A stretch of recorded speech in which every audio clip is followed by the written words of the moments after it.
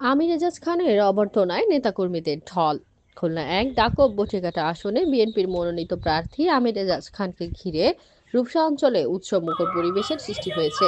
খুলনার খুদির বটতলায় শুক্রবার দুপুরে তাকে বরণ করতে স্থানীয় বিএনপি ও অঙ্গ সংগঠনের নেতাকর্মীদের ঢল নামে। এর আগে সাচিবুনিয়া মোড় থেকে মোটরসাইকেল বহর সহ বের হন নেতৃবৃন্দ।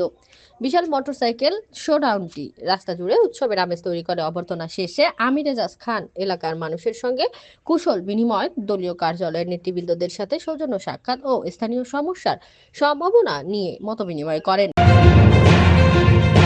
চিকিৎসাধীন আছেন।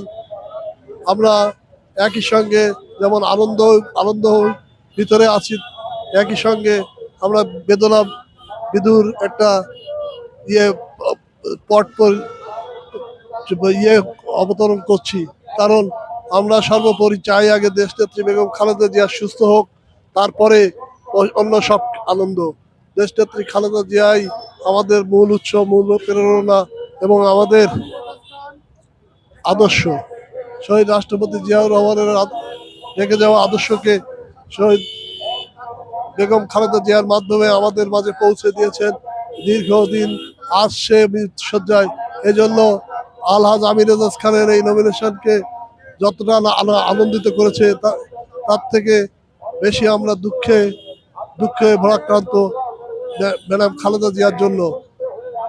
যাই হোক, অবশেষে যোগ্য লোকের হাতে যোগ্য প্রতীকটা এসেছে। এই জন্য দেশ নায়ক তারেক রহমান সহ সংশ্লিষ্ট সকলকে ধন্যবাদ জানাচ্ছি। আল্লাহ হাফেজ। বাংলাদেশ জিন্দাবাদ।